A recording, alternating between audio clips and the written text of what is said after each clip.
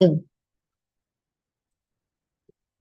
evening, everyone, and welcome to this meeting of the relationship between Black Boys and the Borough Scrutiny Commission here in the London Borough of Newham. This evening's meeting is being held in person in Eastham Town Hall. I would like to welcome all members and officers, the public, and the press to this meeting, whether they are watching via YouTube or here in person. Concerning the agenda this evening, I intend to take the items in the order as published.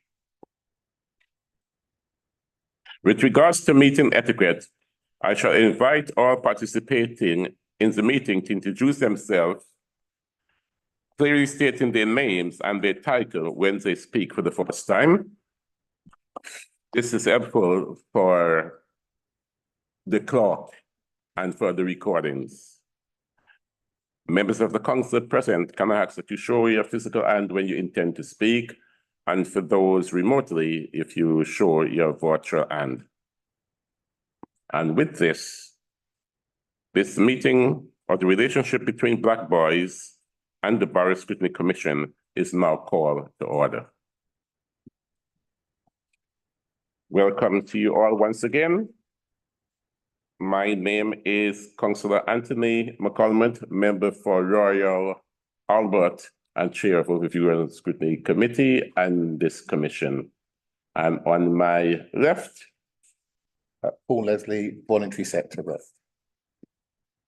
Urban Security Building Board member. Councillor Terry Paul, Stratford Ward. Mr. Hudson, Warden Ward.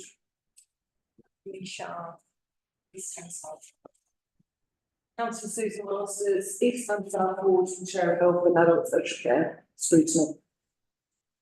Chikawana, Councillor Canning South. Councillor Melanie Onovo, Maryland Borough. and can I ask the witnesses, seeing that there are not so many of you, starting with the mayor?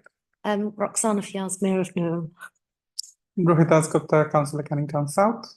Laura Eden, Director, Corporate Director, Children and Young People Services. James Partis, Assistant Chief Translation Officer. Thank you. And then now move into the second item, apologies for absence. Are there any apologies for absence? Councillor Garfield. Okay. And Councillor Ruiz. Okay, thank you. Do we note those? Okay, the clerk will note accordingly. The next item on our agenda, it's declaration of interest. Is there any member wishing to declare any interest? Okay,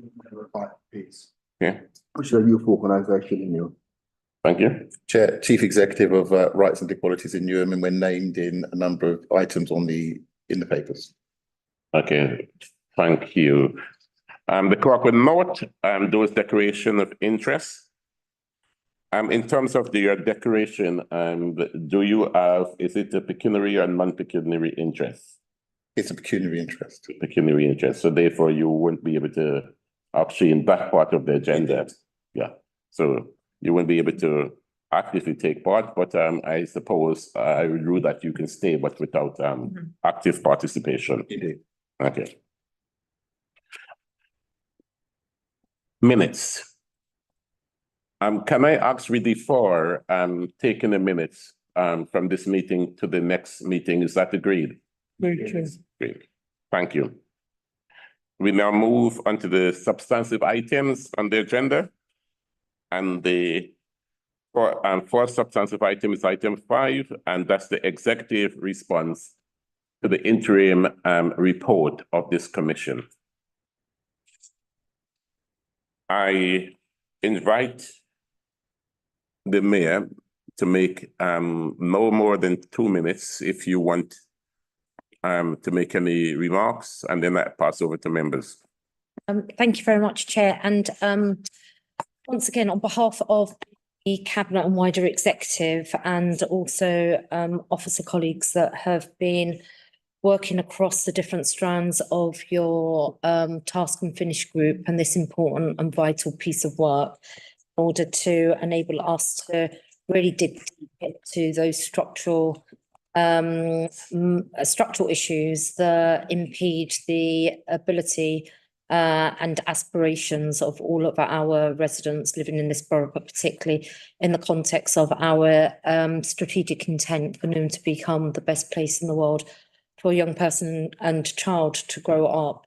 The experience of young Black boys in this borough, and we welcome the range of areas that the Task and Finish Commission looked into, and just really wanted to formally table this report and thank members of this commission looking at the relationship between Black boys and the borough for their lines of inquiry and their consideration of the matters that all of us take very seriously. And I, alongside other officer colleagues here and Councillor Rohit, just got to welcome questions. Okay. Thank you. Any other before I move over to members of the commission? Okay, and over to you, members. Councillor Masters. So a lot of the responses seem to be partially welcoming recommendations on the grounds that there's a lot of work already underway within the council, which is great. In the report, it talks of the Commission on the Future of Multi-Ethnic and Inclusive Newham being signed off in March 2023. What's happened since then? And in particular, has the strategic delivery group been established, and is it doing any delivering for the people of Newham? Thank you very much. Chair, if I may invite James Partis, Okay. who has been one of the principal officers at corporate leadership board level that's been leading on this important area of our work. Yeah, and I think it's fair to say there has been a substantial period of time passed since the initial announcement on the commission was made. The primary focus of the work over that period has been to scope out the sort of detailed work programme for that commission, set out a plan for what secretariat and support requirements need to be made around it, and intervening between that decision being made and where we are today, some really substantial decisions to be made on the budget, particularly around funding for the policy, research and communications team. There was a 50% cut built into the corporate budget agreed by full council around this. So a lot of the work has been around pivoting and resetting the approach, to supporting the secretariat around that. More importantly, since the full council budget, the scope of that commission has had to be adjusted in order to recognise the fact that some really significant strategic budget decisions are going to be required in the next 3 years. And actually the commission is a really useful opportunity to get external input into the equalities implications of budget decisions, for example, that will be coming forward in the future. We're now at a point in the programme of work where the secretariat for the commission is actively being procured, and it is intended for the successful bidder for that procurement for the secretariat for the commission to be a decision to be made in the coming month. So it's, it doesn't explain the full delay, but it gives you a sense of the sort of challenging context that the commission has been operating in over that period of time. In summary, I do think it's helpful to reset the approach around the commission, focusing and refocusing it on the current budget challenge for the council, because in many ways, the external input that the commission will provide on what the council's planning to do could be seen as an abstract piece of work. And by linking it very explicitly to the work on the MTFS and the budget, I think it has a much greater scope of influence and insight to offer around the sort of future budget strategy for the council and the impacts on residents. So if I can just follow up, you're only partially accepting our recommendations on the grounds of something that has changed from the commission we talked about in the report. What is the finished product actually going to look like? I mean, we all know the circumstances we're working in. We're having to get on and deliver for our residents. Strange circumstances. So what will the new commission look like? Who will be involved in it and how will it impact our residents? We'll just make sure I'm referring to for section 420 and beyond. The main change in the scope around the commission is primarily focused on sort of what key challenge questions is the commission going to focus on, and the initial brief for the commission really was originally intended to focus on how can we convene a much broader sense of kind of community and resident insights into what is the sort of lived experience of residents in Newham, and how does that start to inform different approaches to delivering services and to convening partnerships to deliver better outcomes for residents. Now, that's not going to change. That like fundamental exam question for the commission remains, but there's a really important intersectional question around what does the difficult budget decisions the council needs to make in the next year mean for that aspiration, and how do difficult budget decisions understood in the context of those long-term equalities goals, and it's an important supplementary question to the commission rather than a fundamental change in scope, if that makes sense. So that's the kind of the scale of the change that I'd be expecting to be able to see. Supplementary. Yeah, you may. Recommendations of 2023, right? The budget which you're referring to for the year 24-25. So I don't understand. You're justifying a cut which didn't exist when you made the recommendations. It's justification for why you're not doing any work. I've got some other questions. Can you just answer that issue about lag, please? Yeah. So that, you know, the impacts of the cut to the policy is only, you know, a partial explanation at best for some of the delay. You know, I don't offer it up as a wholesale kind of explanation for it. Some of it has been, you know, a result of internal inefficiency in organising resources leading up to that point. And, you know, I would certainly, on behalf of the relevant senior managers, take accountability for those delays. How much in the 2023 recommendations would cost you? How much would it cost you to implement those recommendations? So the cost of the commission is expected to total over the course of the lifetime of the commission £100,000. So that's a sort of 2-year programme of work that the commission is intended to deliver. So if I hear this right, yeah, black boys are 20% of the population. If I believe what you say in the report, there are some structural inequalities which impact across all our services. An organisation which spends 300 million a year and you can't find £100,000 over 2 years, is that correct? So the original plan was for the Secretariat to be primarily supported by internal resources. So policy officers, for example, public affairs officers, you know, allocating part of their time to kind of convene meetings, develop research products, do the data work. That's now been shifted to an external commission, which we do think we've got funding for. I've got it right, okay? 2023, we got recommendations. A year later, the budget proposal come up, and you're using a future event to justify no work happening, right? That's correct. You just said it will cost £100,000 over 2 years, £50,000 a year, roughly the price of an officer. And you're saying the organisation couldn't find one officer FTE to do this work out of 4,000 staff. Is that correct? The scale of the spend. James, what do you think? Yeah. You answer the question though, right? It's £50,000 Yep. to do a piece of work of 20% of our borough, and you're saying you haven't done it because of budget cuts you were not aware of in 2023.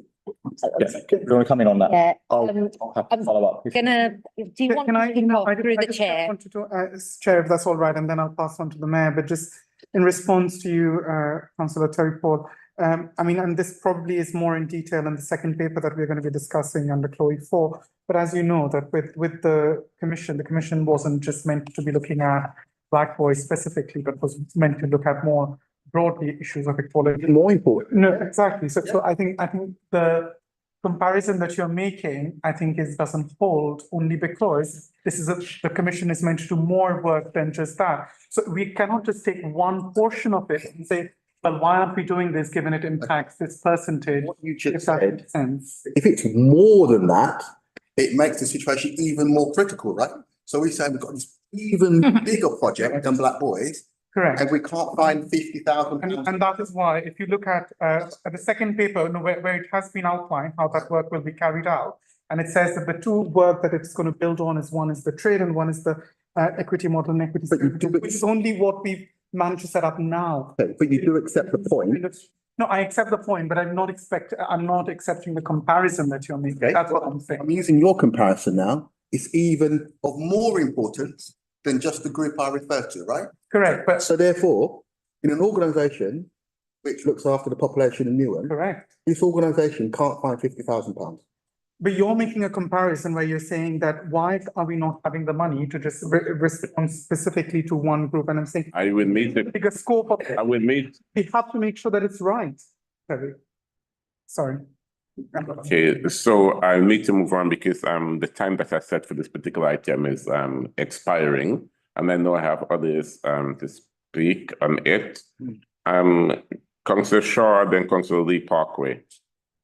Thank you, Chair. Just following on from Susan's question about this future of multi-ethnic and inclusive Newham Commission. So when you look at structural inequality, is one of the main things you would have looked at is race, and this commission is about Black boys.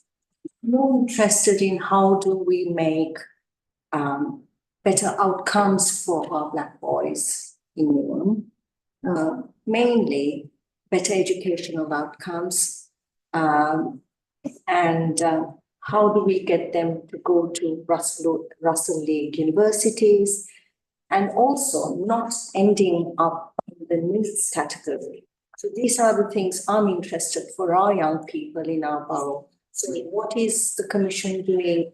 I know you mentioned that it's overall about all young people, but I'm more specifically asking about the Black boys. Okay. If I may just provide some initial comments, and then I'm going to be passing it over to Laura on the educational piece, and I can talk to some of the skill, responding to the aspirations and ambitions of all our young people, including those that are disproportionately excluded from the labour market.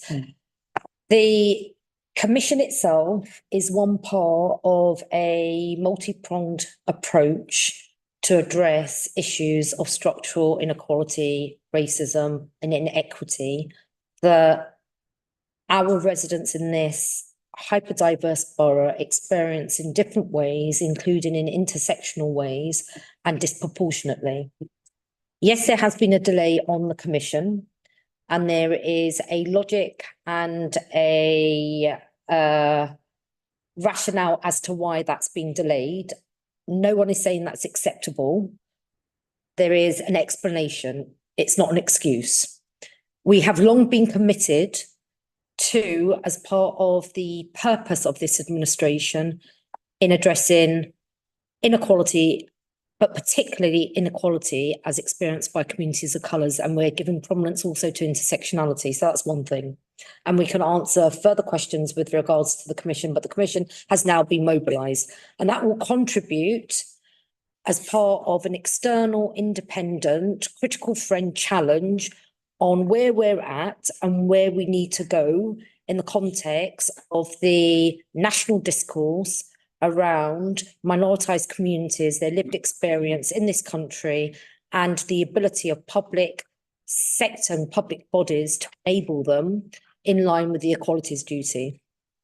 As it relates to all those things that we want to see as part of an opportunity offer and benefit for all of our young kids, but particularly those that are disproportionately impacted from harnessing opportunities that exist because they may not have access to the social networks, they may not have the exposure in school environments that enable them to build their confidence because of inherent unconscious bias or conscious bias and structural racism.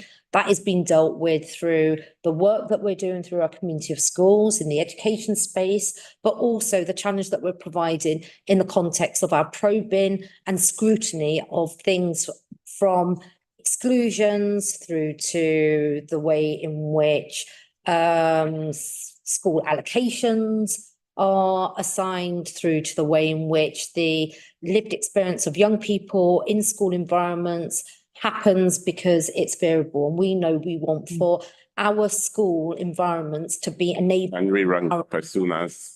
Then, in the context of our inclusive growth and community wealth building strategies, absolutely fundamental, inherent and central to the advancing of those is ensuring that we're absolutely addressing the disproportionate impact around skills, access into the labour market, and that is being considered in detailed form across a number of different services.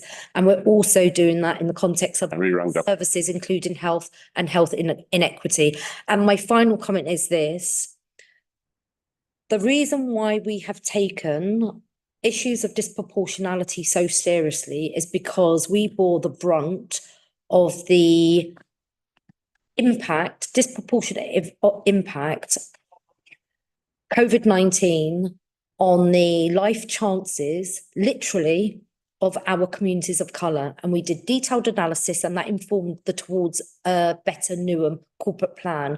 And it's from that COVID-19 experience that we have moved forward through that iteration of the corporate plan and the Building a Fairer Newham corporate plan. And it is embedded as a golden thread in our work as a corporate body. And we know that we've got lots more to do. Thank you. Do you want me to add to that, Chair? In terms of the detail around disproportionality and black. I give you 1 minute, yes. Give me 1 minute, that's absolutely fine. We've analysed all the data, Councillor Shah, in our children and young people's TRID tackling racism and inequality and disproportionality and discrimination meeting. I am presenting next week on specifically with regards to education at this commission. But I think what would be interesting for the Commission to see is actually the detailed breakdown on disproportionality. So when it comes to special educational needs, our white British boys are disproportionately represented, and then our white and black Caribbean boys. When it comes to absence, it's our white, black Caribbean boys and our white British boys, and those from any other white background.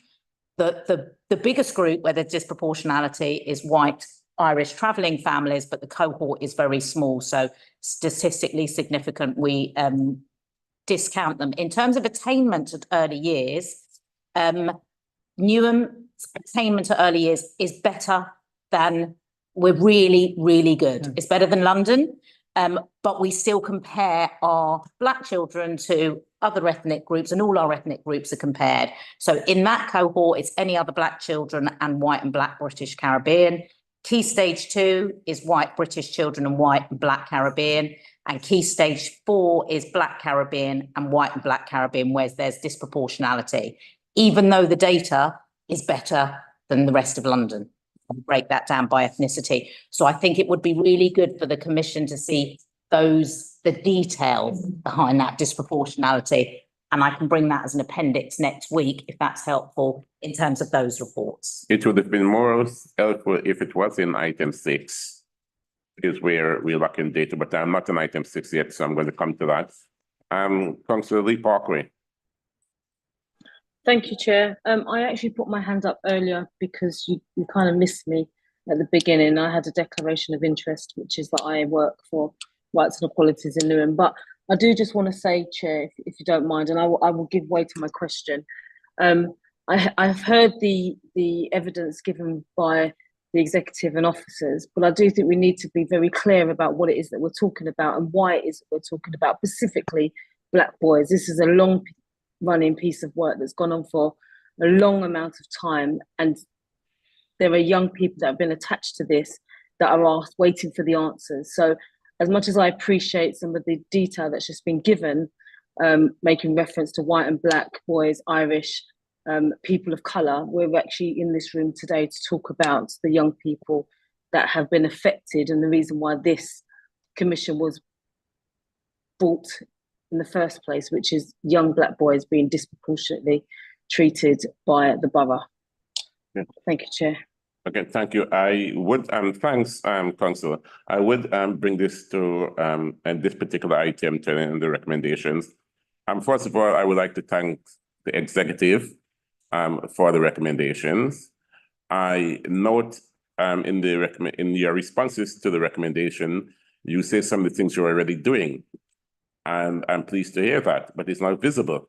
Because if it was visible, we would not have made a recommendation because it's a waste of time to make a recommendation for something that we can see the evidence of. So whatever work is being done, there's a lack of visibility. And that's not good because the public, the boys themselves, and us as the scrutineers who scrutinize those various aspects felt that there was a need for a recommendation. So we need to do some work in those areas. Another thing that I want to say, and I know there's another report, and when we get the final report, we should amalgamate it all, but you got some head start in terms of these recommendations to show us. And so what I would like to agree, if not now, in the very near future, when we're going to start seeing some fruits of these recommendations, when we start picking some of the low-hanging fruits before we get to the top. So I look to the executive, and I suppose there's going to be recommendation according to the recommendation, but by early next year, because this work is going to be done, but then what we want to do is to be able to review where we are at. Because the whole point of this work is to improve and to get a better outcome. And the better outcome going to come via the work that we've done and also the achievement of these recommendations.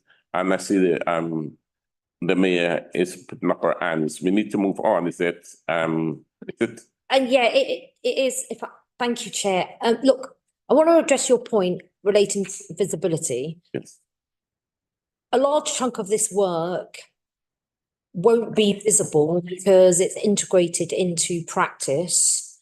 And it is important to note that this level, scale and depth of consideration and active implementation around structural inequality, and 6 years may feel a lot, but it isn't in the context of institutional change and shift and pivot to take these issues seriously.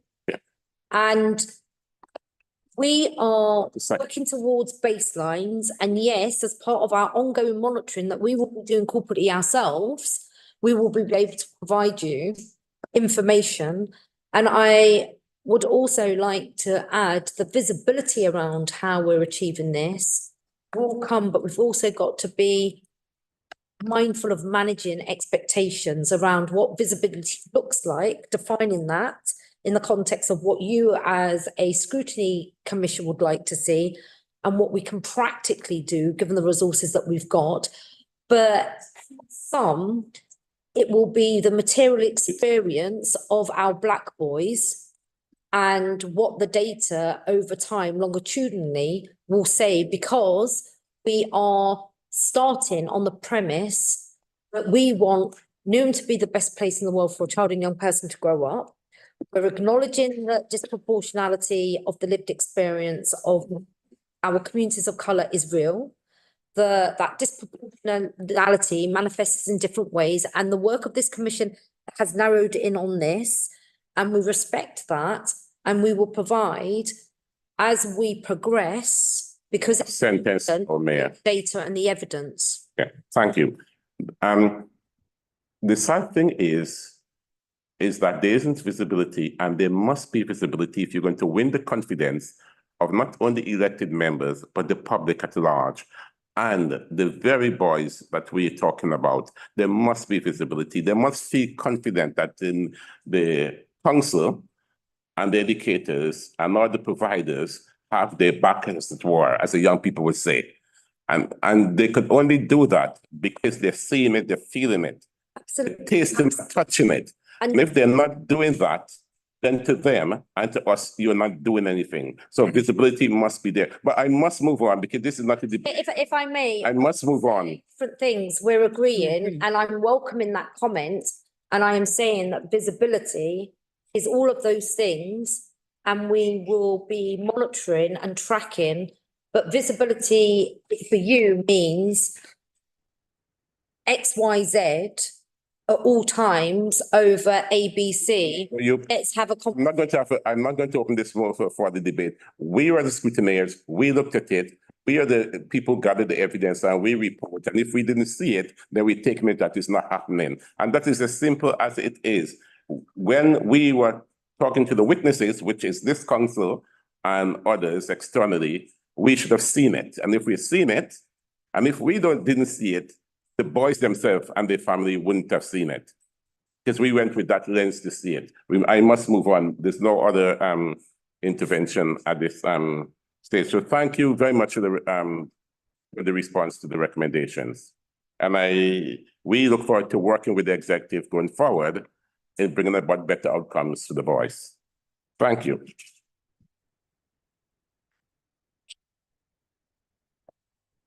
I am now moved on to item 6, that is youth empowerment, youth justice, target, Hold on, isn't a it? universal provision. Yeah, is it not? We just done item 6? No, we did item 5. Item 5. That was 5. Oh, that was 5. Now we're on 6. Yeah, we're now going to, you're to 6 now. I'm lost. Different- We're on 6 now. On 6 now. I thought you said 7, sorry. No, 6. No, okay. Double check. Yeah. Okay. So I think you said you justice. Yeah, which is 7. 7. 7. So maybe I misread, sorry. Yeah. Okay. Thank you, Councillor Paul. Thank you, Chair. Right. The service should have provided our scrutiny commission with a report outlining the purpose of Newham Council Youth Empowerment Service. Essential purpose to. I'm just. Okay. It's trade Yes. is the item that you should be on now. No, I'm looking at the wrong, you're right. Let me go to Councillor Paul. Again, order. Okay. I don't always want to be right, Chair. No, I know. I hate it when you're right. Okay. I love you too, Chair. Okay, colleagues, item 6. And I would invite the executive to come in 2 minutes.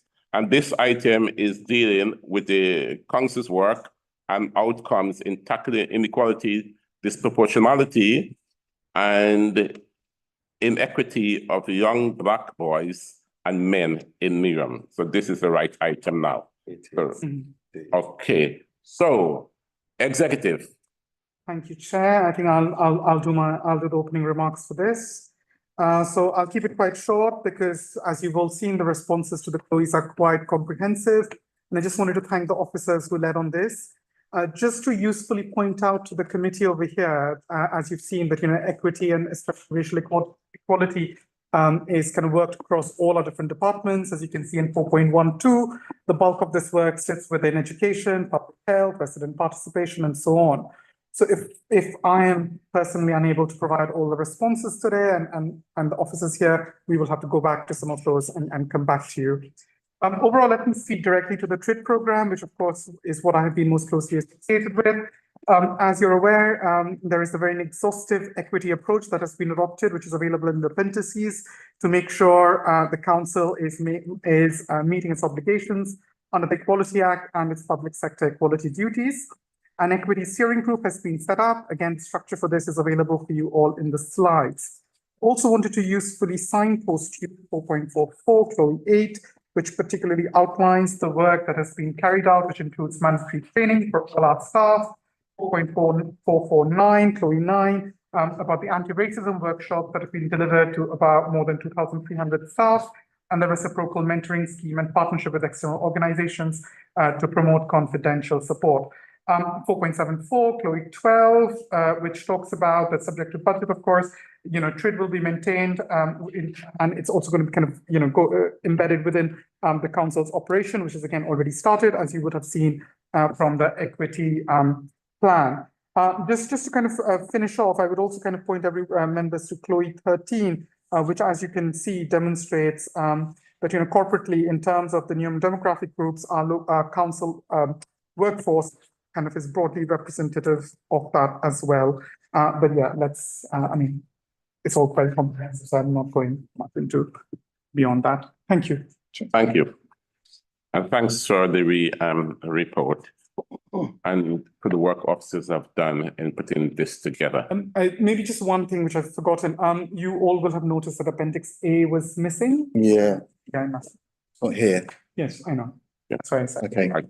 What is contained in, okay, forget that question. Can I just make a comment in terms of, but whilst I thank officers and members of the executive for putting this report together, this report lacks data, as I alluded to earlier. The kind of data that Laura was reading out, and when she was responding to the previous item, those are the kind of data we would have found useful here in able to make comparisons, and it would better inform us of what the work you're doing. Now, when I read this, it looks like something that is just invented, and we're going to be doing something in the future. Now, all the work here, I know for sure that the council has been doing it in some form or the other already, and it would have been useful for you to tell us what you're doing and how you're building on the work that you're doing, rather than it's reading as work to be done. But one of the thing that got me is that this is about Black boys. And I looked through the report, and if I can count 3 mention of Black boys in this, it's a lot. So therefore, it should have been contextualized, because that is why we're sitting here. I didn't want to come here and read a report in general terms. It's not serving the interests of this commission. It's not taking us any further to be generalized, because I know we're speaking there's a lot of inequality, equity and so on. But this particular sitting is just looking at one portion of that. It's looking at the Black boys and how it's affecting the Black boys. And we miss a trick here, because we'll either have to go back and do this again or get written answers when we were supposed to have been doing this here. And that, whilst I welcome the report, that is a disappointing aspect of it. It didn't contextualize in terms of the Black boys. It didn't give me any data in terms of the Black boys. Okay? And without the data, how am I going to scrutinize and question you and ask you what you're doing and how they're faring, etc.? So those are my comments. So now I have some more other detailed comments. And one last thing that I want to comment on, in key lines, in Chloe 3, you say that the council does not have set definition for structural and systemic inequality. I welcome your honesty in that regards. And I know you will be working with it to make certain that we have some definition, because without knowing it and understanding it, you won't know whether the work that you're doing is good or bad, or tackling these inequalities and inequities, etc. So I look forward to some future definition on this. I now go over to Councillor Masters. Thank you. 2 questions. One relates to my area of health, sorry. I'm a complete hustle. When I see health on the agenda, I dive right in. I really welcome and support Black mental health challenges. However, a lot of the recommendations echo a Lambeth and that men's mental health report from 2020. So my question, and there's going to be a bit of a theme tonight, is going to be, what are we actually doing? And I realise that this is actually more about East London Foundation girls, but what are we doing? And second point, in terms of the equity steering group, much like my question asked about the strategic delivery group, of the Commission on the Future of Multi-Ethnic and Inclusive Newham.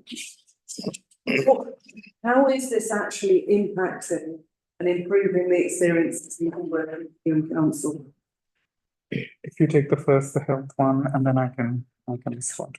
I think there's a fair reflection on the report you've offered, Councillor Masters, in relation to the current response to particular challenges for Black young men and mental health being primarily driven through work happening in partnership with ELFT and other local authorities that are working in that space.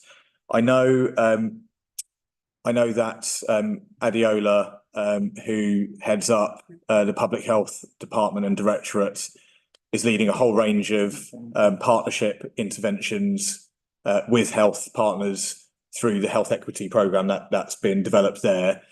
And I'm very confident that there'd be a much more sort of holistic and robust set of responses that could be offered if I could rely upon her and the team to supplement what you've been given already. So when you were putting this report together and you were talking about the work that was underway, given that the local authority are involved, why couldn't you come with those actions so we can see what is actually going on for our young Black people in the mental health field? I think what's going on strategically, which isn't really. I think actually what the report's focused on is probably quite a narrow definition of specifically identified projects targeting that particular cohort of individuals and the mental health support that's offered around them. When I'm referring to Adiola's wider work and the work of the public health team, that probably broadens the definition a little bit of the kind of focus area. This is what I don't understand. We ask very specific questions, and yet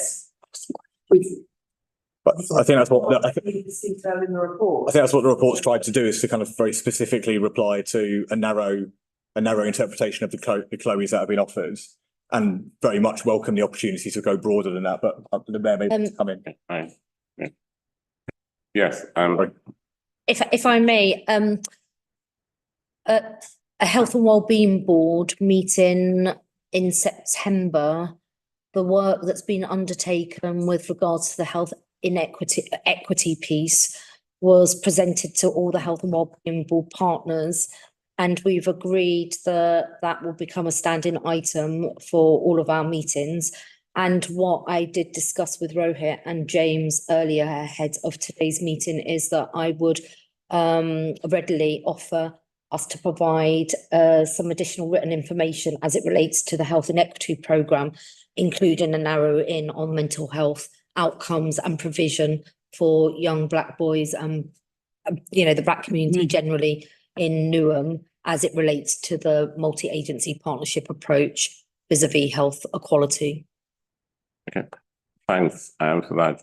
I run the risk of repeating myself, so I hope the witnesses will take note. And in terms of what Councillor Masters is saying, and James, in your response to her, you said you were looking at the Chloe. When you were looking at them, you should have looked at them in the context of the Black boys, and this is why I'm repeating myself, because that is what we are all about. This was the Black boys. That's what we wanted. And to you, the mayor, and this is what I have said before numerous times. When we do put key lines of inquiries in, you have to understand the context in which we are putting them in and respond in that context and not in a kind of textbook fashion. So because we're doing Black boys, someone should have clicked, you know what? They want to know about Black boys. So when they ask that specific one, it's not going to be general. It's about the Black boys. Thank you. And I'll feed that back to officers and the chief executive as well. Yeah. Thanks for taking that on board.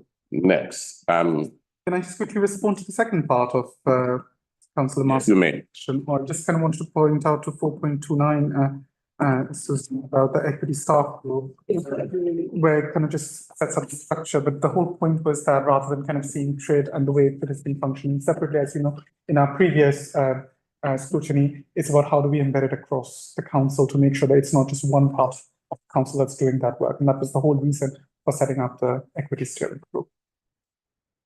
Yeah. Thank you. Paul? Thank you, Chair.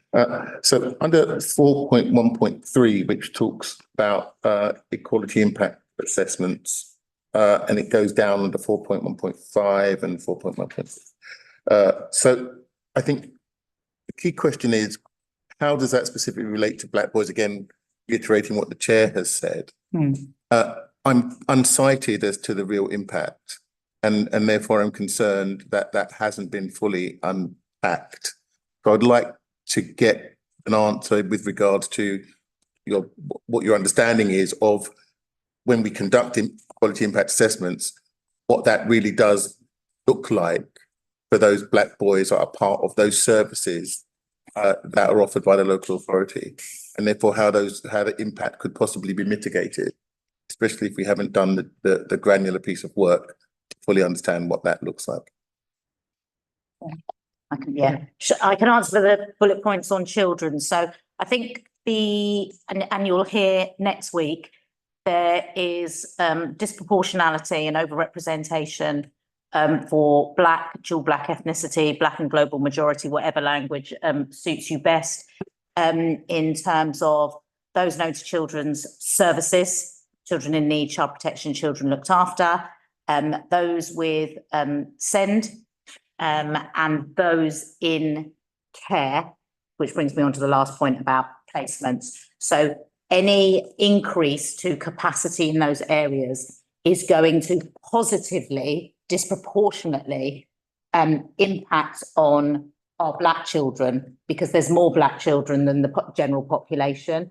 So when we see, for example, there are external factors that we can't influence. So an example of that would be there's a Black London adoption project, which I'm the chair of actually, which looks at that the external factors means there aren't enough Black adopters.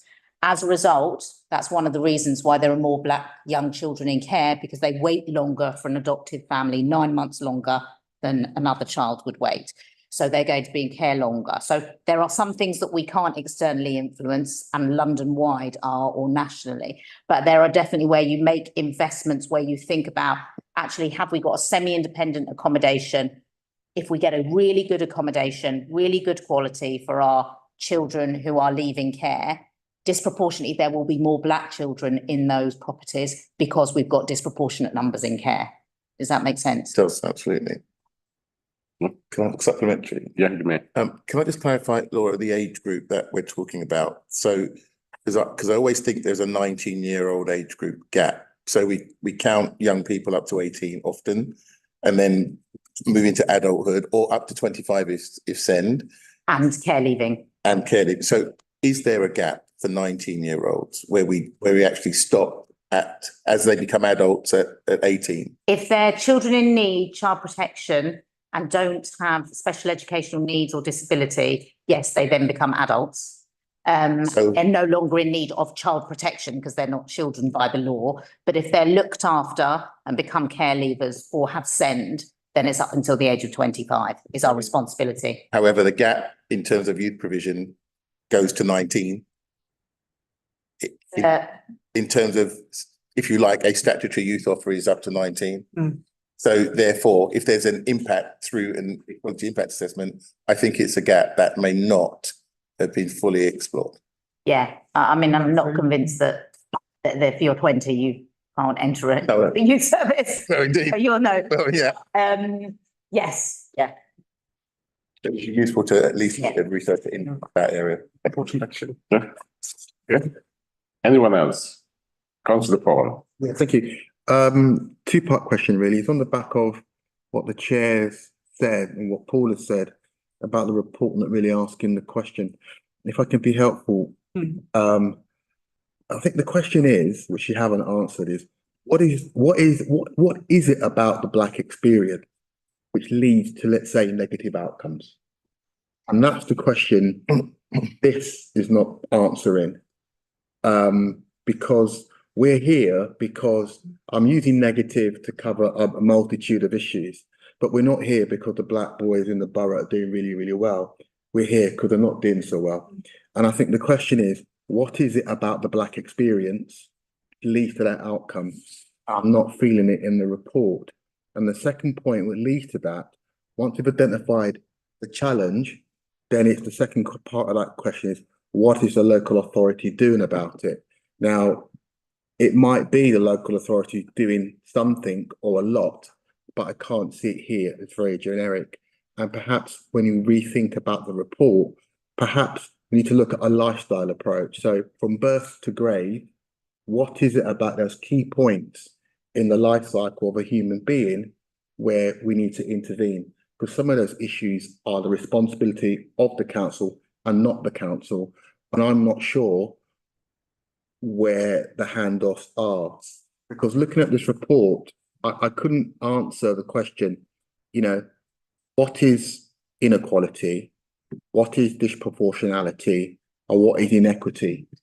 I couldn't, it's not in the report. It might be in Appendix A, but it's not in the report. And therefore, if that is the exam question, I couldn't see what the value of our impact is. I'm not sure what success is for this organisation.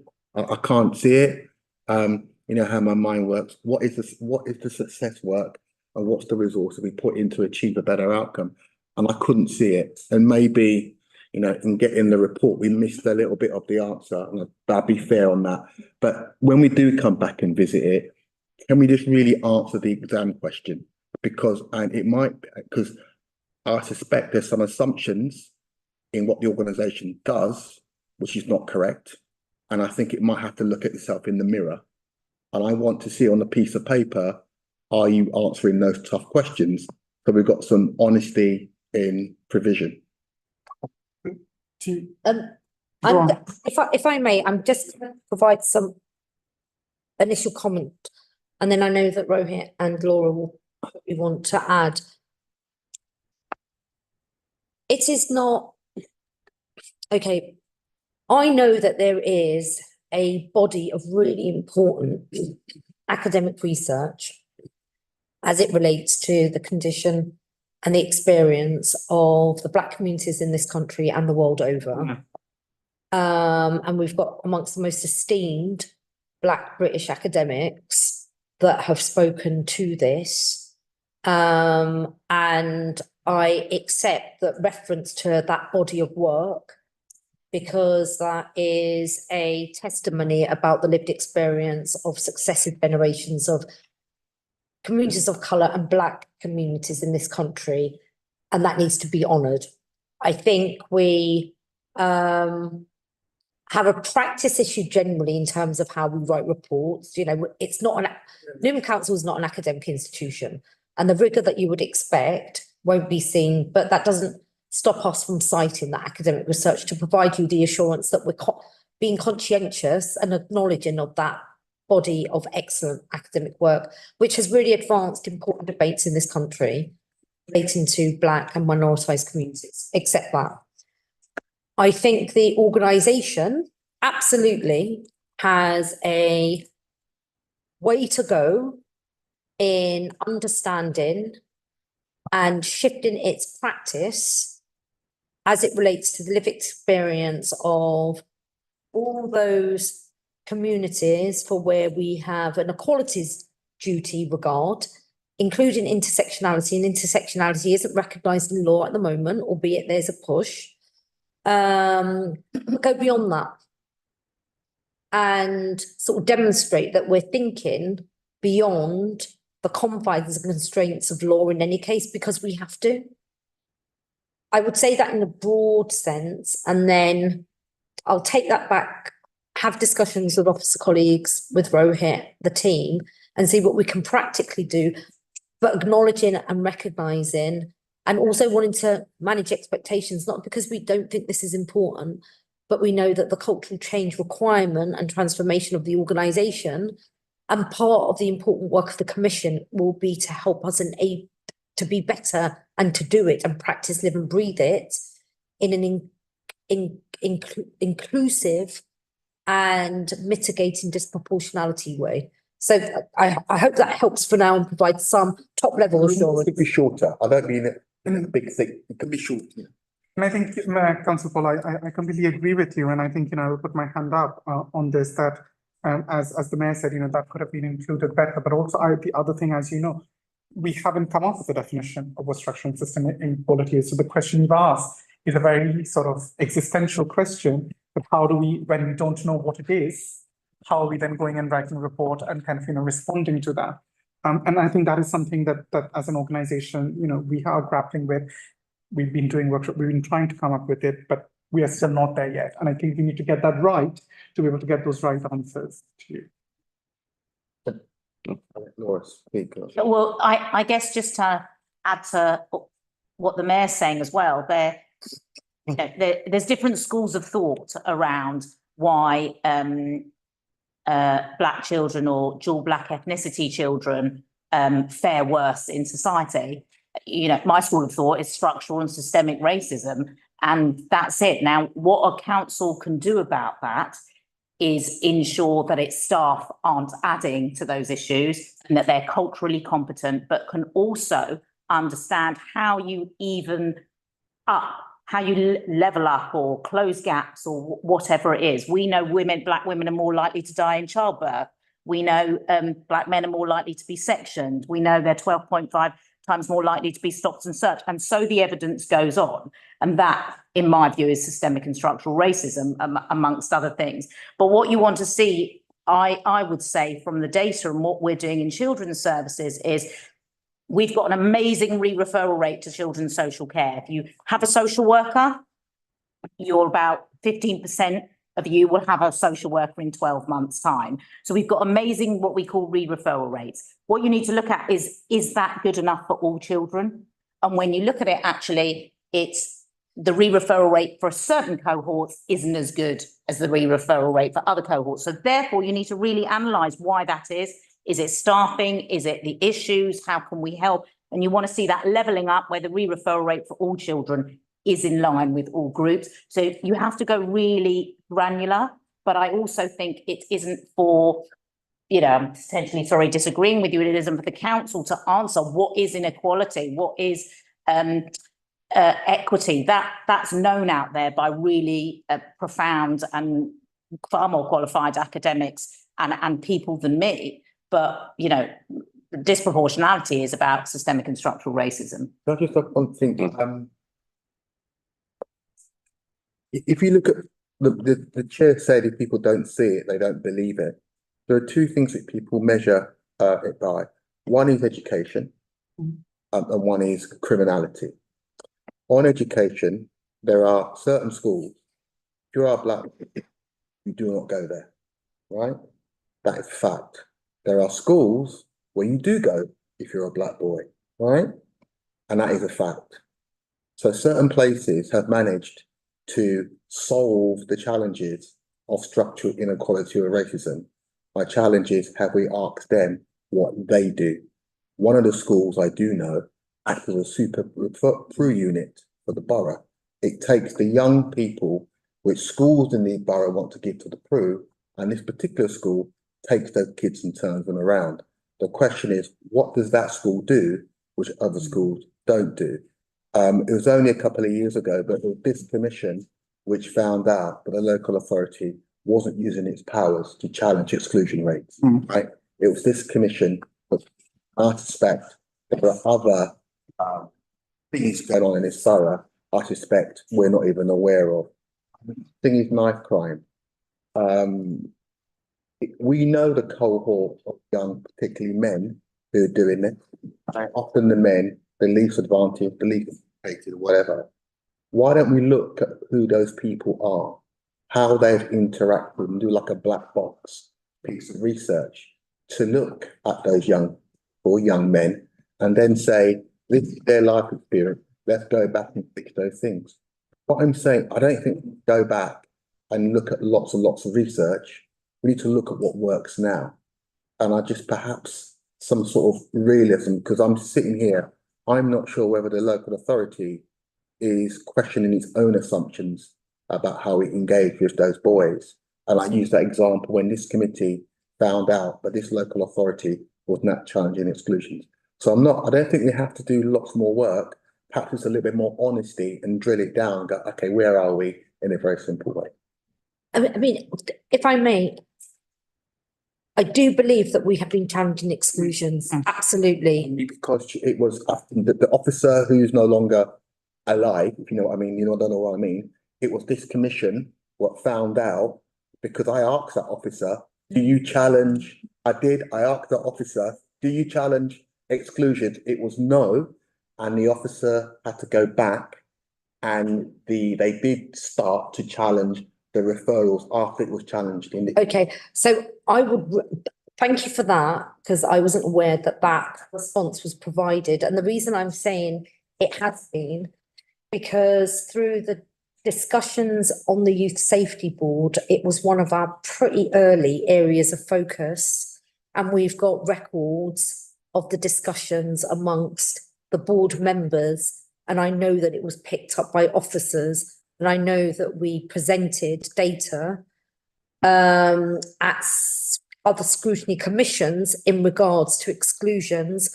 And I know, because I was getting reports about the absolute push and how it was beginning to shift the dial on a month-by-month basis. So I can't explain why that happened, and I'm sorry that was said. We are where we are, but Yeah. it's a good discussion. And just out of interest, what's your hypothesis as to why you think some of these things are happening? Because it's really valuable for us to know that. So it could be an area of inquiry as part of our day-to-day normative practice. You mean the hypothesis here or? Just here. Here, I think I think people don't want to be called racist. I think officers are scared in calling out some perhaps negative issues in the Black community. And I think we are frightened of confronting some home truths, right? So I could say, look, I will say something, there's a lot of young Black men out there who are killed by Black men, right? That's fact. But there's some people in here who wouldn't say that, right? My colour gives me the privilege to confront that honesty. And I think often in an organisation, I think people are well-meaning sometimes, but they don't want to be called racist by saying, well, actually, X, Y, or Z. And I think perhaps officers need some safe ground, say some things which they feel they might want to. That's my personal. I expect my staff, sorry, Mayor, I expect my staff to be, not frightened of being called racist and not racist. They have to be anti-racist, don't they? And anti-discriminatory, because that's how we move things forward. Sorry. Yeah. And I was just going to add, building on what Laura said, actually, me and Laura have very live conversations precisely about that point in anticipation of potential pressures down the line as it relates to, be it DV or be it any other form of our service provision, where there could be, if we do not nip and do the early intervention preventative stuff, it will hit that level of statutory requirement and then escalate costs. We're having those live conversations at strategic level, but there is something there. Okay. Okay. I'm not saying the organisation is racist, right? I'm not saying that at all. What I'm saying is people might feel inhibited by saying that's an important difference I need to say. Yeah. Right. I bring you in, Josh, and then I bring you in, Melanie. One, Councillor Paul's quite correct in terms of challenging the exclusion, because we were told that. And one of the things that I said at the time, and experienced it a few weeks after them, when the boys are being or on the verge of being excluded, their parents should be given support. It's like, if you go to court and you don't have a solicitor or a lawyer, one is provided. Most of the times, these parents are overwhelmed. They have to deal with other issues, and they just accept what the schools and the governors and the authority says, and it's done like that. And an incident that I have personal knowledge of, a parent was told our son would be removed from a particular school. When I saw it, I said, you need to appeal. The parents wrote the appeal, but even the appeal was never ordered, and the school, another school was arranged for the young man to go to. I stepped in and said, no, you have to hear the appeal. She successfully talk to them, and the young man was able to stay in the school. But if she didn't come to me and I intervene and say you have a right of appeal, etc., that boy would have gone off. Although she put the application or she wrote to say, I want to appeal your decision, they just ignore her and so on. But if she had somebody, not me, but somebody, a go-to person that the council identify in a situation like that to tell her what her rights are and how to go about it, that will avoid some of the exclusion. And so stuff like that keep happening all the time. Can I just add to, sorry, it's not only exclusions, what you're describing there, it sounds like there's other things that schools can do, because exclusion is so obvious. There's other things that school can do. You're talking about managed move. Why don't you educate your child at home? Why don't they have a phased timetable or reduced timetable? Those are actually the children we also need to be worried about and think about the disproportionality in there. But it goes back to your comment, councillor, about how inclusive are our schools? How do children feel that they belong at the school, that they're part of that school community? And how does the school engage? So, you know, that's actually the crux of it. Councillor Garfield. Thank you, Chair. In response to the 9th key line of inquiry regarding the support services being offered, one of the support services raised is the Terrell Jane service, and of course we're coming up to almost a year service being in operation, and I wondered either anecdotally or potentially in more data, could we have or do we have at present any information with regard to what portion of the calls that have been made are linked to allegations of racism, of discrimination based on race, based on ethnicity, religion, identity, etc. Because I think it's really important that the local authority and the council that it ran, you know, for the people, by the people, etc., models in its staffing practices exactly what we expect our schools, our partner business institutions, and our residents model. So I just wondered if there's any data on that. If not, whether we could have it quite soon, potentially, given it will be a year in January. Thank you.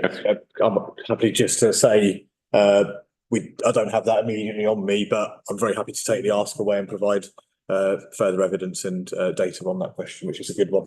And naturally, it would be really important that nothing is potentially identified and is completely anonymised. If the data gets to that level of granularity, we'll avoid making that direct reference for the committee. And Melanie would be the last question on this.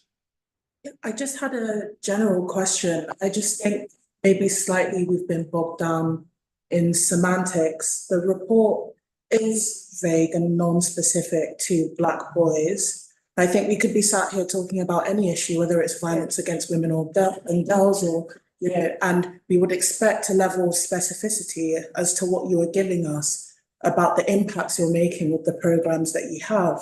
I think it's been said that Newham as a borough take intersectionality seriously, but we've also heard that it's not within the council's remit to have a definition of inequality, when we know that if you are Black and ethnic, you are going to be disproportionately impacted by economic inequality, etc. These things are intertwined, and I don't think it's enough to say you understand disproportionality, but you don't understand inequality. So I'd just like to know, I guess, given this is the penultimate meeting of this commission, for future reference, what we expect to see from you guys about how your work is affecting Black boys, because this would also impact your work on other groups that we also consider incredibly important. Because this commission is on Black boys, but it could be on any marginalised group that we seek to protect. So I'd just like to have some clarity on that, please. No, thank you for that, Councillor Nova. And I think, you know, as the chair rightly said, I think one of the weaknesses of the report was that whilst it was responding to the employees, obviously, as we both of you rightly pointed out, it is within the context of this commission, and it should have provided more specificity over there rather than having that. So I completely take that point. Just in terms of the second one, I don't want to say that it wasn't the council doesn't have a remit on that. It's just that they hadn't come on how they would define, and that is the kind of work that is happening both within Trade and Equity Board. So it's not that the council said that there is no remit. It's not our remit to come up with that. Okay, thank you. And I had some notes here in terms of summing up on this report, but I think the last two are basically summed up more or less what I'm going to say, because it covers. So in a nutshell, they've said more or less what I was going to say. So I would move on to the next item on this agenda. And I'm going to abandon my script and go straight to the actual agenda path itself. Okay. So the next item on the agenda is item 7, and that is to consider youth empowerment, youth justice, and youth provision in Newham for young Black boys and men. And the purpose of this report is to consider, as I said before, all of those things. It includes an overview of the work across the Youth Empowerment Service, the Youth Justice, and the voluntary community and faith sector. I now hand over to the executive to no more than 2 minutes to introduce this items before I go over to the scrutineers. Thank you very much. Two things I just wanted to say. One, reflecting on what's been raised with regards to the specificity of focus of this commission. Apologies in advance if this hasn't been as sharp as you would like it to be as it relates to impact of these service areas to that particular cohort. And I will, in the spirit, as we've said previously, take that back. I think this is as comprehensive demonstration of the drill down that these parts of the council undertake when it pertains to the specificity of the lived experience of Black boys. And I think I trust that this provides some hope and assurance that at least, if not comprehensively, the organisation is doing, as you say, looking at the issues. Because Councillor Paul, you were saying that there may be in instances a mindset that those difficult, tough conversations don't want to happen, albeit I agree with Laura, the practice in children's services, but particularly in youth empowerment, because I've seen it myself firsthand, it is very challenging.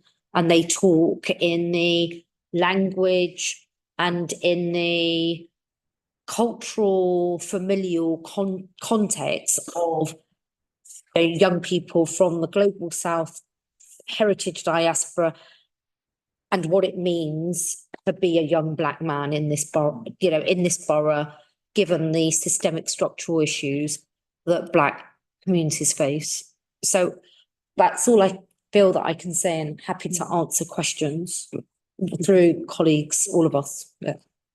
Okay, thank you, Mayor. And you already said it. I accept, and apologies, so I won't comment any further on that. Any member? Councillor Paul. Yeah, just to perhaps, the Youth Empowerment Service is that which is given via the youth lounge, right? However, there's a non-youth empowerment service out there, like there's, Cub Scouts, Army Cadets, community volunteers, there's a wide network of youth clubs. I know they're not directly under our purview, but the Black boys go to them. Yeah. And it might be we've underreported the level of impact of what services are to young people. So I'm just thinking, yeah, this is about our service, fine, but there's another unrecognised section out there of other non-council provision, which we might, I don't say claim credit, but perhaps claim credit is the phrase in my mind at the moment. But we can say, okay, There's all these people doing different work outside the council's peer review.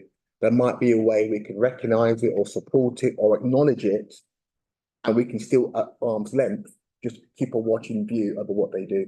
For example, you know, what I've done in my youth in this borough, I was an Army cadet, an Air Cadet, and a Cub Scout, right, and a Scout, right? And if I may, that's exactly what the Youth Empowerment Service does. So All right. this will be a picture of not just what happens in the youth zone, the physical buildings, but as part of the borough-wide collaborative effort with a range of partners, and also in regards to those other agencies that provide a contribution to the universal offer that we can, as a borough, place with the council facilitating and enabling the connection and the stitching together provides. It may not be as methodically robust, but I can go back to the team and ask them, but I know that they are very clear that not everything can be done by the Youth Empowerment Service zones. You made my point. But if we don't commission them, sorry, we can't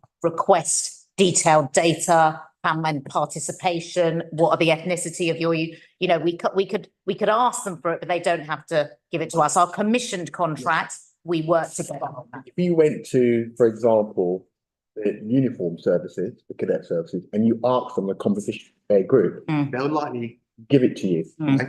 And also, they are likely to get more money from the Ministry of Defence to increase their provision if you ask them nicely, right? If you don't, but what I'm saying is maybe in here it's about, you know, directly commissioned service is X number of young people. However, there's a long list, and the list is not perfect, but let's give you a range. There's RAIN, for example, does lots of work. There's other groups. There was a group I found the other day, there's a Cub Scout group run by the Muslim community. Fantastic work. If we don't say it, we don't recognise it. And maybe it's about recognising that. And there's also lots and lots of provision being offered by our faith communities, and there's an important body of mapping work to be undertaken. And that's also something that we've acknowledged at strategic level.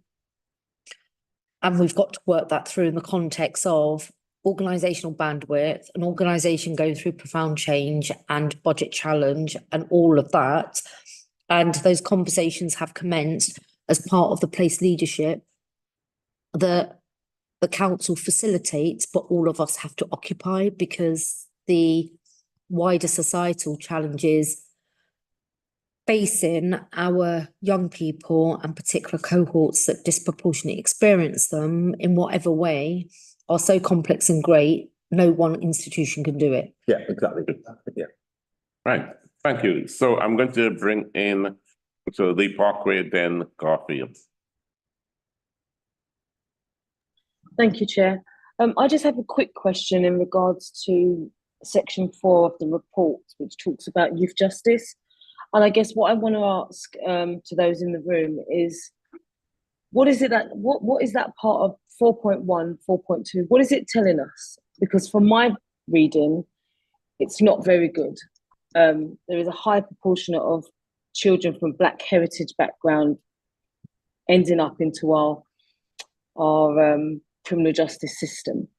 And I wonder, what are we doing about it? How are we changing this? Yep. Should I take that, Chair? Yes, you may. You're absolutely right. I mean, the disproportionality in the youth justice system and in the adult justice system is extremely stark. If you drill down more to the data, the Black heritage background, the overrepresentation is Black African children in Newham. So first of all, it's around having a very clear, in all our plans, disproportionality and addressing disproportionality is front and centre. So it's front and centre of our youth justice plan. It will be front and centre of our youth safety plan. We've got a disproportionality challenge fund that we run various activities. So it's about really understanding to try and address that disproportionality. We may not be able to address the wider society issues, But it's really about how we ensure that, for example, children are stopped and searched. You're 12.5 times more likely to be stopped and searched if you are black than if you are white. How do you work with the police on that? Because our young people will tell the Youth Empowerment Service, they don't want stop and search to stop. They feel safe when they're stop and search. They want it to be done respectfully and they don't want it to be done disproportionately.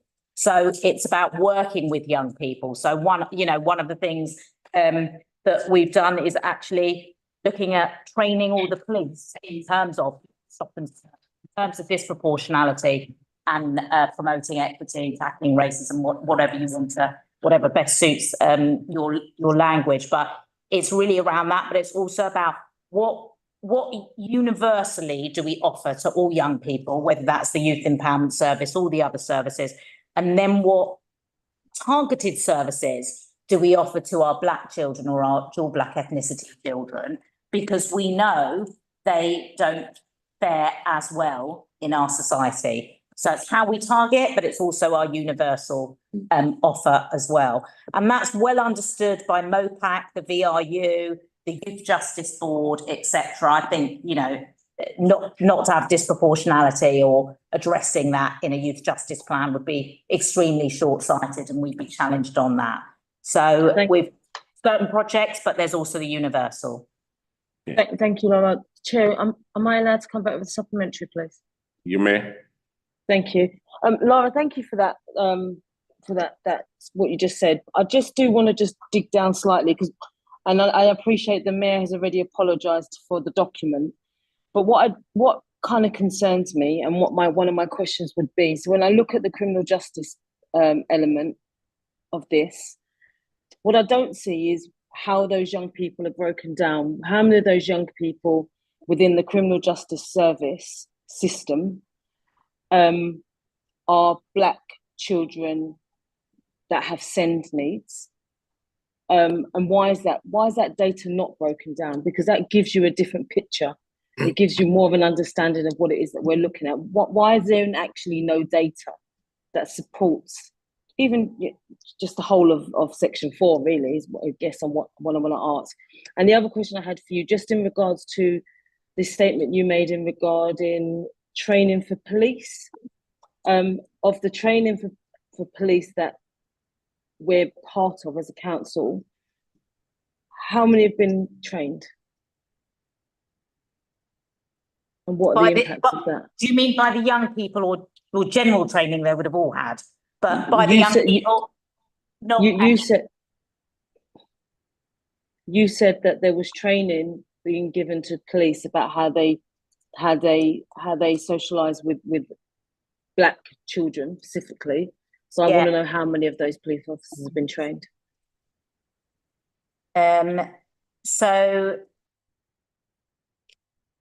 it's being used London-wide as a learning tool. I can't tell you how many have been trained at the moment. The film's been animated because it had our young people in, but they wanted to change it to a bit more animation, so it wasn't them. So I don't know how many have been trained so far, but I think it's an amazing thing that our young people have done through the Youth Empowerment Service.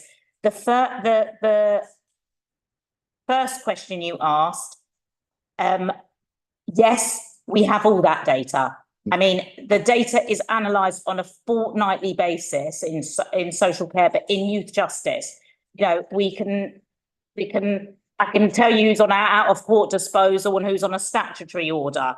I can tell you who's got SEND and what ethnicity you are. I can tell you where they live in the borough, what offences they commit, the gravity of their offences, whether they reoffend. I mean, the detail, whether they're known to social care, the detail that my staff analyse on a weekly, a fortnightly basis, which is, is extreme. Timeliness of assessments, is that disproportionate? Allocation of cases, is that disproportionate? It depends how much the scrutiny committee want, and also it wouldn't be a public report because it goes into ones and twos and numbers, but that is all analysed, and it's also all analysed by the Youth Justice Management Board, which is a partnership board which Councillor Ruiz chairs. Thank you. Thanks. Before I bring in just on the basis that looking at this section of the report, and I know work is ongoing. I went to the office 3 times in the course of this. And so I've seen the work that is being done there, but then in this report, it doesn't speak to the outcome. They go to the bits, with all the work, the engagements you're having. It would be nice to know that, what, as a result of the work we're doing, these are outcomes. These are many boys we've turned around. These are many boys that didn't reoffend and gone on to do useful stuff like going to college or getting a job or some kind of information, Chair. Just to perhaps answer that and what Laura said, at the crime commission I aired a couple of weeks ago, we had the inspector who came down and talked about stop and search, and I quote from the minutes. The inspector leading the initiative for the BCU reported a 24% reduction in stop and search incidents over the past 12 months, with a nearly 5% improvement in detection rates, attributed to targeted intelligence-based operations. Officers noted that this approach increasingly relied on big data due to limited police resources, resulted in more focused action. So just to support what Laura said, that's the police said to us a couple of weeks ago. So those are the things that is useful for us to know, because at the end of the day, we like to think that we've, after this is all done, that we've made some kind of impact.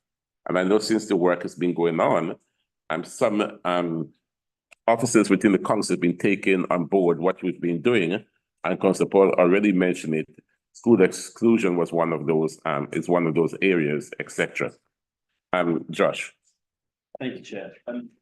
I had a question about youth protection, and it builds, and I appreciate, Laura, you weren't here this long ago, but it builds on a question that I asked, I think about 5 years ago now, regarding intensive support with failure. I used to do youth work. It's one of the things that I worked on in Hackney, and it was incredibly effective for the benefit of the committee. You might not have heard of it. ISS is an alternative to a custodial sentence for a young person who's been found guilty or convicted, I should say, of a serious violent crime, only offered in exceptional circumstances, of course. But the idea, naturally, is that by not sending a young person to prison, there is indeed an alternative route. And it usually required, or it did when I did it, 30 hours of direct one-to-one contact with a youth worker, mental health worker, or similar professional every week, and fortnightly report with the judge and review the progress, and hopefully the young person can avoid prison. It's incredibly effective. When I last talked about it in a scrutiny committee, it wasn't something that was being deployed in Newham, and I wonder, has there been any development to deploy that tool, or has there been any success of using it for some of the young people that are in our criminal justice system in Newham? Because of course, for a young person under 16 years old, it can be the difference between rehabilitation and the other route, which is exactly why we're here, to stop our young people from going down that other route. Yeah, I think years ago, ISS was a big thing. It was a real big thing in terms of alternative to custody.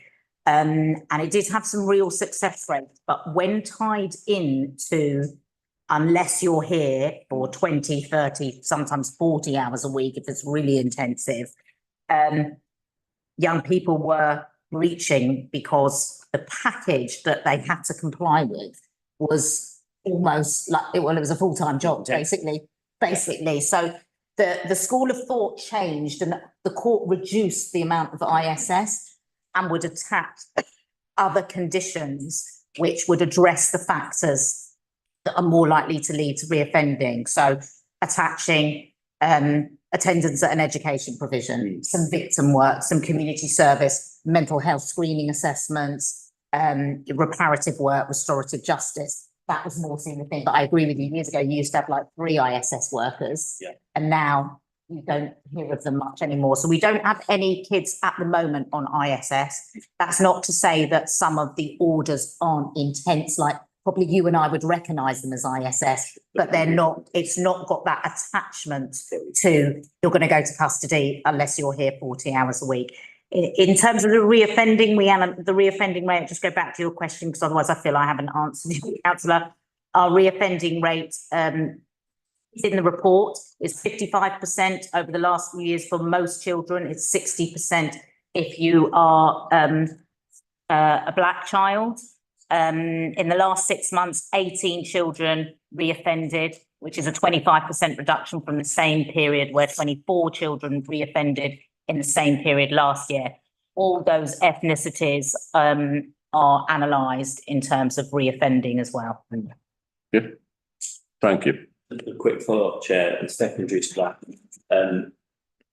I just wanted to check on the front cover of the report. Councillor Ruiz is listed as the lead member.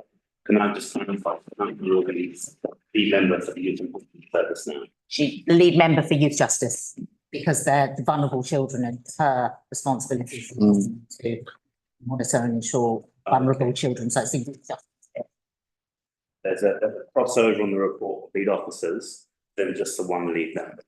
I wanted to make sure there might be some necessary demarcation of what in the report is actually Councillor Ruiz's responsibility and what might not, because she's the only councillor listed as a lead member. Yeah, sorry, that's my oversight, and I apologise to the mayor. It's worth noting that in the minutes, it's another slight error. Yes, thank you. And Councillor Masters, I think that would be our last question on this. I'm going to move on to a slightly different area.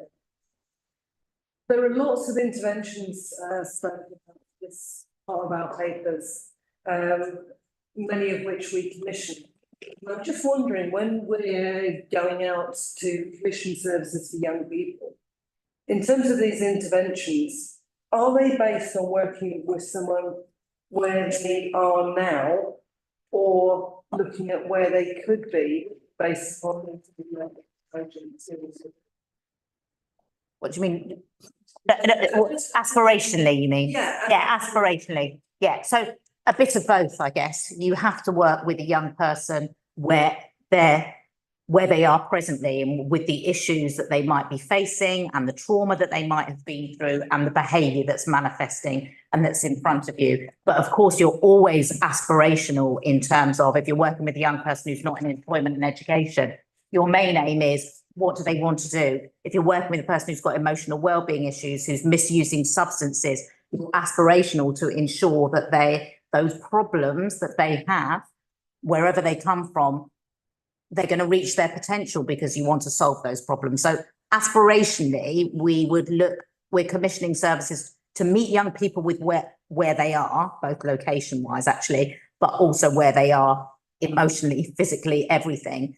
But their main aim is to improve their lives and be aspirational for them. And just as a quick follow-up question, given our budgetary straits, how much scope do we have to be person-centred in our interventions or the interventions we're commissioning? Complete. If you are not relationship-based or person-centred, however, in your intervention won't be effective. So it's very short-sighted.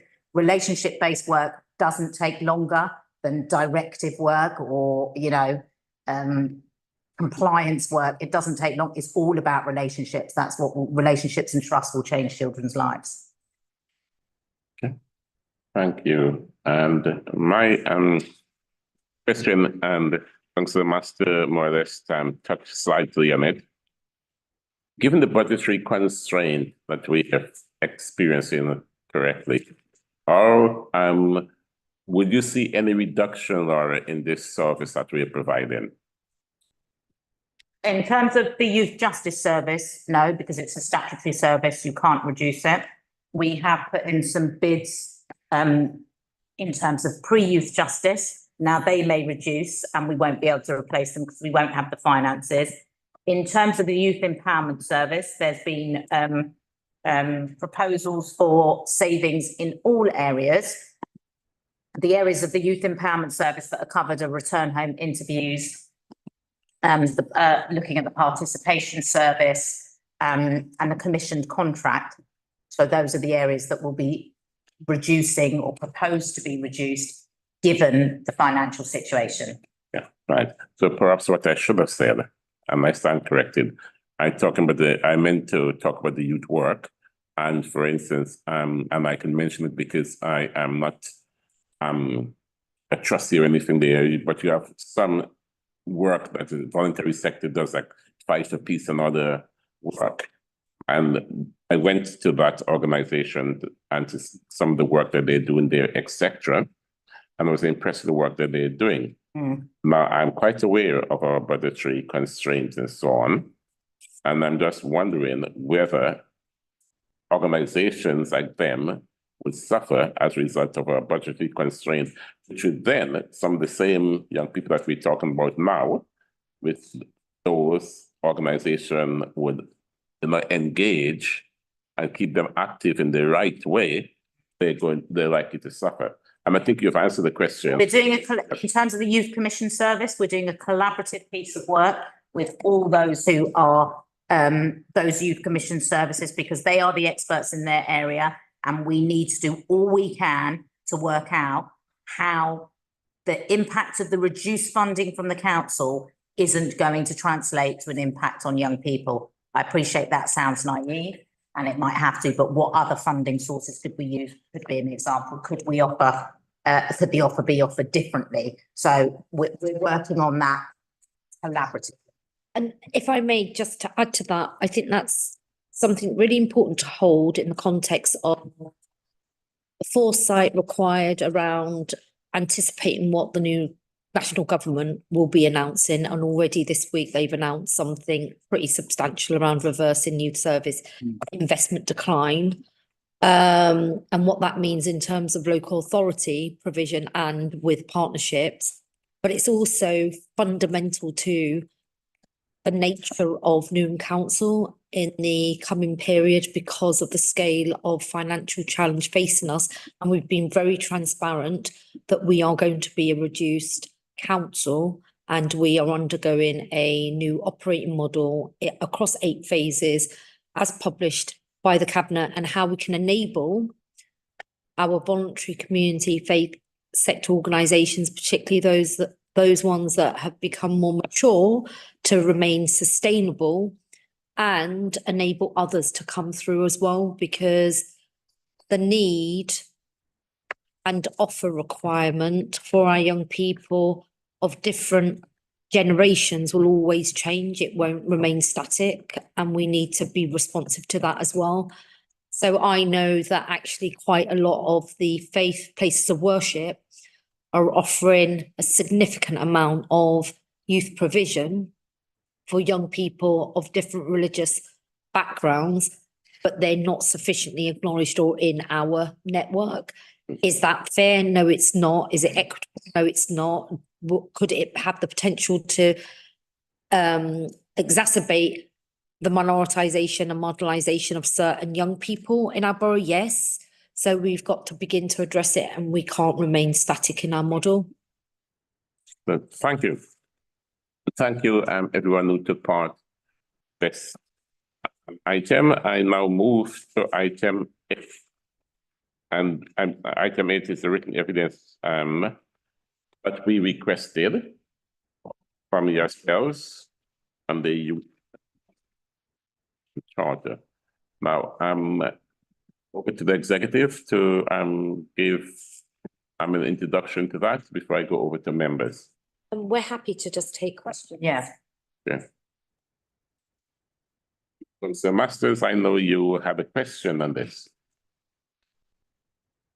I think my question on this was basically, how did you ensure that young people involved in putting together this charter were genuinely representative of young people in the borough?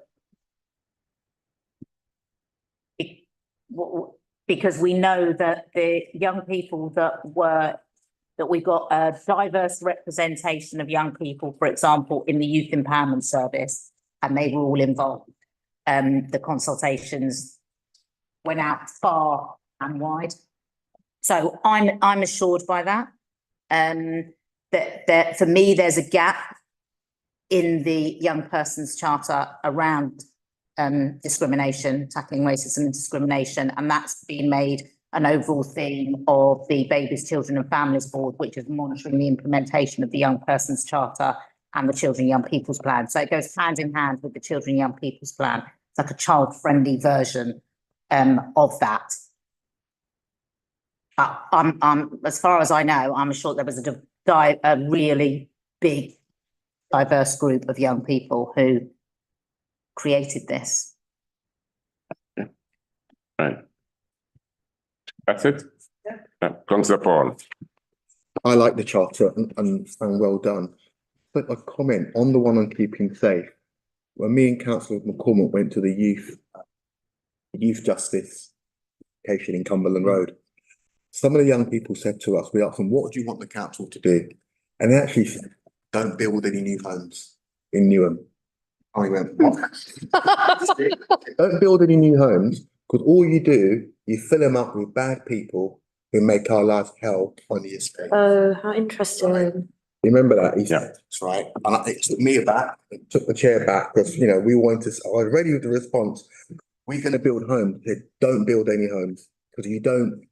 And so my only plea was, I was often a long held belief, we're very hard on private sector landlords on the behaviour of their tenants.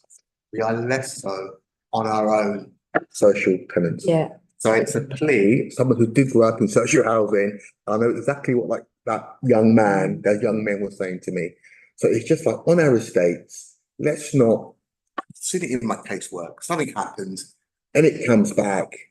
Oh, we can't do anything because the certain person's got needs or whatever.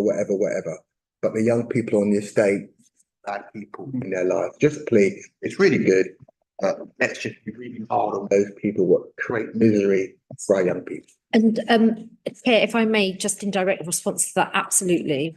And I can give you an assurance that as part of the response to the C4 judgment by the regulator of social housing, that is going to be a key area around our recent experience. And you are right, the evidence driven by the analysis of casework from members, including my own, ASB is a core feature, and it's an area of examination as to whether it makes logic and sense, given what the data is pointing to, safety, portfolio responsibility and service area, to be plugged in more tightly to housing services, and by doing so, demonstrating some innovation in service delivery, efficiencies, and actually targeting hotspot areas, because we want our estates to be the most amazing estates where people live.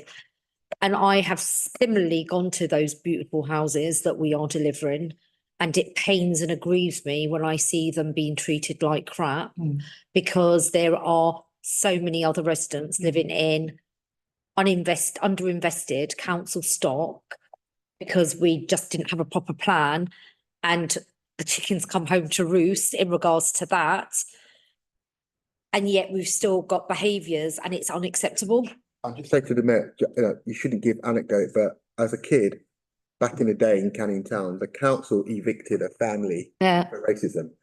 Can you imagine in Canning Town? That's a pretty high bar, right? Yeah. But it literally sent shockwaves in the community, right? Because the council prepared to do that because these families are so bad. And we need to start doing it. Years later, and I know people, and we still talk about when the council did it. And it was reminded, former councillor Brian Collier, who was my councillor as a kid, reminded me of the family and the incident. And he even said at the time, it said to the community, we're here on your side. One eviction and it just calmed things down. And there are, I'm not going to name the estates in Newham, right? But there are other estates, I think. Yeah, I know. People a little bit more, just to be on their side a little bit. Thank you. Councillor Lee Parkway. Thank you, Chair. I just wanted to maybe provide a little bit of context for Susan's question, Councillor Master's question. I just wanted to give assurances that the young people that were engaged in the initial Young People's Charter back in 2021 and beginning 2022 were from a completely diverse range of young people within the borough. I'm just taking my opportunity because obviously I was part of that. But more so than that, Councillor Masters, a big part of that work was done by our looked after children through the corporate parenting board. And it was a piece of work that actually at the time was a brilliant piece of work done where young people, and there was a big launch. The mayor won't be able to maybe speak about it, but there was a really big launch back then in regards to the charter and the voices of young people. So Councillor Paul, I heard what you said in regards to the housing bit, but let's just remember that the words written on this document are the actual words from young people themselves. They spent a lot of time making sure that it was what it is that they wanted to say and not what it is that adults wanted them to say. Thank you for that. Okay, Councillor Borough. Okay. Again, okay, thank you. As Councillor Port said, and I echo that regarding the charter, and now that Carleen has put some context to it, that the young people actually were active participants in getting this charter together, even make it better.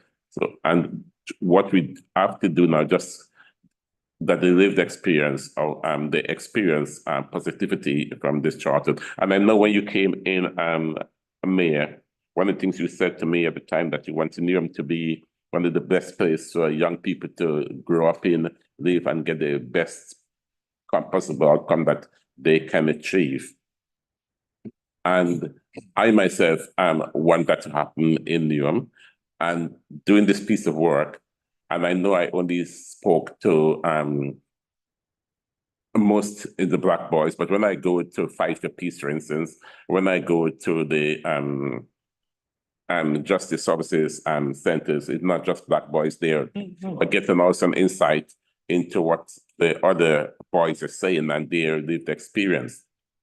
And I know deep down those boys want to a better outcome. They just happen to, their life experience sometimes lead them down into a particular way, and sometimes they kind of see a way out, etc.